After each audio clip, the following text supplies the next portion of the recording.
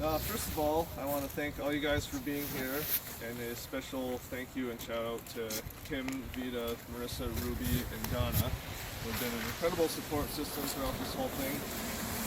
Some of you may remember an event just like this before the first game of this NFL season. 55 game days I came here, holding signs, engaging people with genuine interest, and being cursed at by those who refuse to understand. Here we are again. I feel like I shouldn't even have to say it at this point, but this movement in no way promotes disrespect toward any country, their military, or the police. Love is at the root of our resistance. The speculation that taking a knee is anti-police, anti-military, and anti-America is simply not true. Part of the military's purpose is to defend our right to peaceful assembly and free speech. Taking a knee means we are exercising our right to peacefully protest police brutality and this country's systemic injustices towards people of color and the economically disadvantaged. Over 2 million people are incarcerated in this country, more than any civilization in the history of the world. Despite making up just over 4% of the world's population, the U.S. has more than 20% of the world's total incarcerated population. At least 1,781 people were killed by police in 2018, almost 5 people per day, most on record. The Stanford prison experiment explicitly showed the undeniable psychological effects of authority and power, whether they're real or perceived, must be addressed and accounted for. I know I speak for a lot of people when I say this is not okay. Why isn't everyone upset that a country that propagates a message of liberty and justice for all only extends that privilege to some?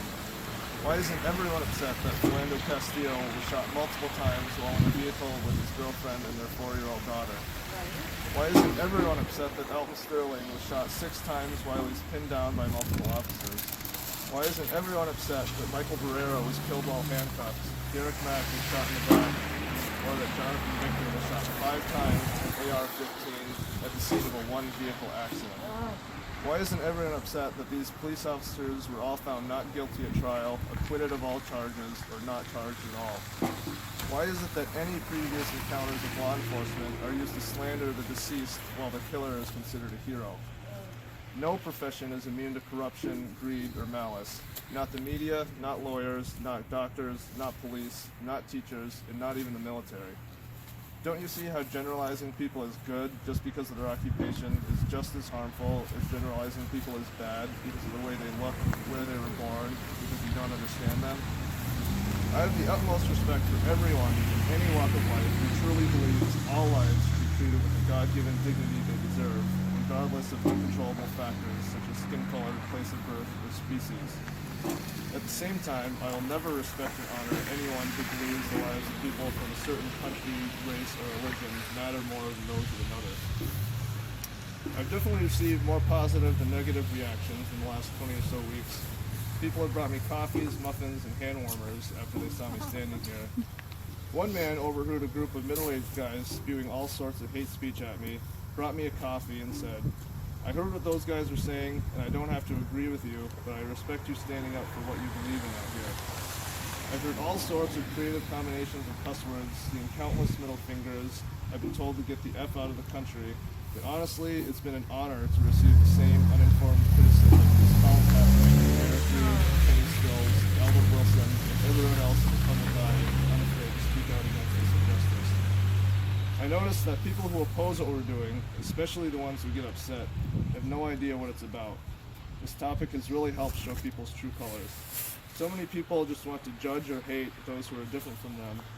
Listening to the false narrative that taking a knee means we are against America, the military, and the police only perpetuates that blind, misinformed hate. If they could just take a moment and realize what's actually happening, maybe we could begin to move forward. Even more than the positive and negative combined, I saw indifference. I believe with all my heart that evil is not the world's greatest threat, but rather the indifference and complacency of otherwise good people. Amen. Taking a knee is not a matter of politics or opinion. This is a right and wrong, life and death issue. There's no gray area. You either think unnecessary violence is acceptable or you don't. It's that simple. Colin Kaepernick once said, "I can't look in the mirror and see people dying on the street that should have had the same opportunities that I've had and say, you know what? I can live with myself, because I can't if I just watch. I, like Colin and so many others, can't just sit and watch this happen and go about my life as if it isn't real. I cannot stress enough that just because an injustice doesn't affect you directly does not mean it isn't happening, nor does it lessen the suffering of those whom it does affect. We are the voice for those whose voice has been taken from them. The great Martin Luther King Jr. once said, "The ultimate measure of a man is not defined by where he stands in moments of comfort and convenience, but where he stands at times of challenge and controversy." We all have a responsibility to stand for what's right, not what's easy. So, that being said, we are here today because we refuse to stand for the national anthem of a country that refuses to demand accountability for its systemic injustices toward people of color and the economically disadvantaged. We are protesting the mentality that the uniform you wear to work, the country you were born in, the neighborhood you live in, or the color of your skin can dictate the way you are treated. We're protesting the idea that unjust killing is considered heroic or condemnable depending on your profession. We're protesting the idea that some lives matter more than others. Again, love is at the root of our resistance. Woo! That is awesome! That is amazing.